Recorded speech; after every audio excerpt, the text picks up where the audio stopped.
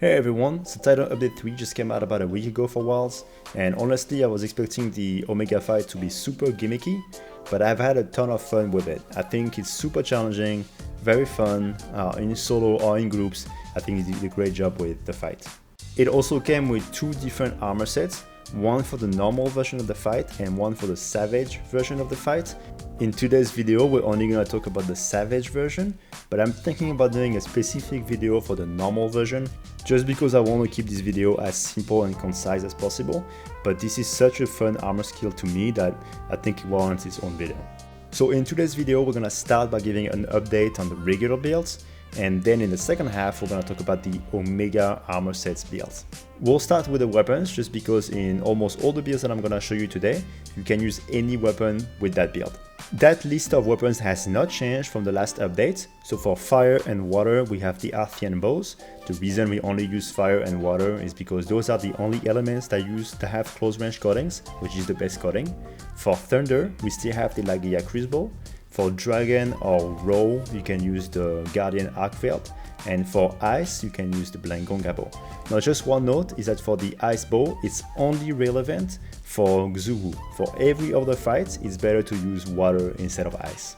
For row, you can also use the Seregios bow, though to be honest, I think it's probably the most niche bow in the list, and because of how the skill works, it's probably the best to use in solo, so I wouldn't use that bow in multiplayer. You can also see the list of recommended decoration for each bow, so just a side note on this, all the builds that I'm gonna show you use a craftable charm, specifically the Adrenaline Rush 3 charm. In the current version of the game, there is almost no random charm that is worth using over the craftable Adrenaline Rush 3.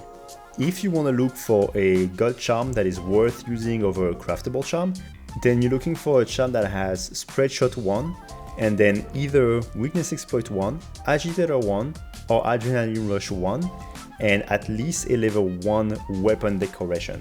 The chances to get that charm are very low, but if somehow you manage to get one of them, then you're gonna replace the Spread Shot decoration in the weapon and replace it with an Expert 3 decoration. And in the level 1 weapon slot, you're gonna slot in Critical Boost 1. So now that we've covered the weapons, we're gonna take a look at the armor sets. The first armor set I'm gonna show you has not changed since the last version, and that's the generic DPS set. It does good damage and it can be used on anything with every weapon, so it's very flexible.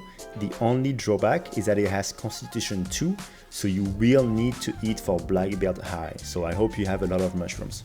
Going forward with the other builds, this is going to be our baseline, so I'm gonna compare the damage to the other builds to this one. Speaking of other builds, the next one I'm gonna show you is the comfort version of the DPS set, and to be honest with you, I think that's going to be the build that I recommend the most for everyone. That's the one I use the most personally, just because for the endgame fights, it makes them a lot more comfortable. And that's what the build looks like, and you can see that's the first time we actually ditch the God 2-piece set bonus, and that's going to be a trend going forward. This build does roughly 2% less damage than the DPS set I just showed you, but I think for the amount of comfort that you gain from it, it's a very reasonable decrease in damage. So first off, as you can see, we have Constitution 5 and Stamina Surge 3, so we max out our stamina, and because we don't have to eat for Black Belt anymore with this, we can eat for a more defensive meal, such as my recommendation, which would be Defender High. Defender High works like Divine Blessing, so it's gonna help prevent a lot of one-shots. If you eat at the Grand Hub, you can also pair Defender High with Insurance, which will give you 1 more life per mission, per quest. So not only do we have that, but because we are wearing 3 pieces of Arc-Tempered monsters, we also get Guts. So Guts, if you don't know what that is, basically it gives you one-shot protection per life. Not only that, but as long as you still have your one-shot protection, you get a 5% additional raw damage. So for a lot of endgame fights that tend to one-shot bow very easily, this set bonus, along with Defender High, will give you a lot of protection on not being one-shot as often. So next up, we have a small variation of this build, and we have the Thunder variation. And this set is supposed to be used with the Lagia Crucible, because this bow, if you don't know, has a specific skill that converts part of your thunder resistance into thunder elements. So that's why on this build we have Thunder Resistance 3, and by the way, this is the build that I would recommend on all the Thunder matchups. So that includes Omega, but also things like Uthuna or Seregios. Okay, so that was an update on the classic builds. Now let's talk about the Omega set, and remember in today's video we're only going to talk about the Savage Omega armor set. So before we take a look at the armor sets, I have to show you what this set bonus does, because the game does a terrible job at explaining what it actually does. So before I start explaining anything, I have to say this at the start: this set bonus only work in multiplayer, whether it's real hunters or the super hunters. This does not work if you're completely solo.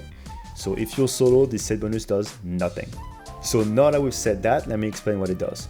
At the beginning of the quest, you will get a random buff out of two options. Either you will get the local resonance buff or the remote resonance buff.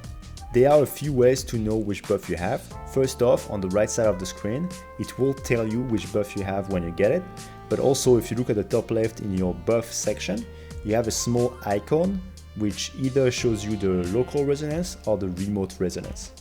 This buff will rotate every 90 seconds, so if you start the quest with the local resonance, after a minute 30 it will become the remote resonance, and after a minute 30 after that it will go back to the local resonance. So you will go back and forth between those two buffs. Now if you have the remote resonance, you need at least one hunter in your group to be far away from you. Far away means 1.5 roll away from you, so it's really not that far. On the screen right now you can see the distance at which it procs. So again, you don't need every player to be far away from you. You can have players close to you. As long as one player is outside your circle, the buff will proc. If you have the 2-piece set bonus, you will get 10 roll, and if you have the 4-piece set bonus, you will have 20 roll. So let's talk about the local resonance now. If you have the local resonance, that's the opposite, where you need at least one player to be close to you, and if you do, you get a bonus of 20 affinity if you have the 2-piece set bonus, or 40% affinity if you have the 4-piece set bonus. Please note that the bonus lingers for 3 seconds, so if you have players that are close to you and then leave, the bonus will still be there for the next 3 seconds. So you don't need to have someone next to you at all time, you just need to have someone getting close to you every 3 seconds also.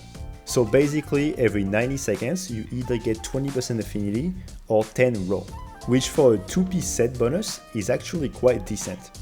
Now, the way I explained it, maybe it seems like it's a lot of upkeep and management, but actually it's so lenient that you can play normally and the uptime will be very high. I have a little mod that tells me the uptime on each skill so I can do my calculations, and when I was doing testing for this set bonus, the uptime on this skill was close to 100% for the remote resonance, and for the local resonance it was close to 90%.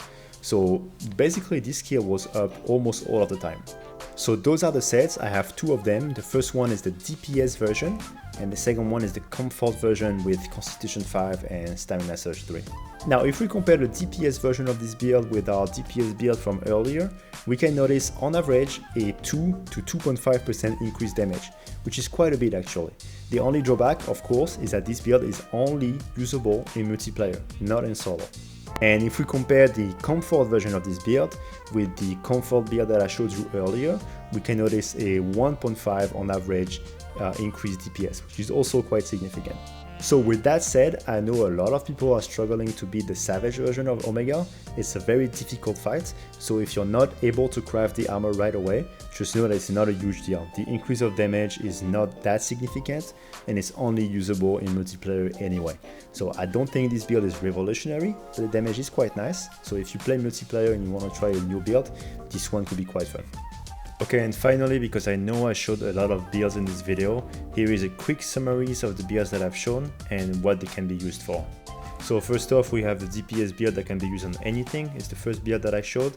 Then we have my personal recommendation to use on endgame fights, which is the comfort build with Guts and Constitution 5. And we also have the Thunder build, which is a variation of the comfort build. This can be used on Omega and all of the Thunder matchups. And finally, we have the Omega sets that can be used in multiplayer if you want to. And we have the DPS version and the comfort version for these sets. So that's about it for this video. Let me know if you have any questions in the comment section as usual. And I'll see you next time. See ya!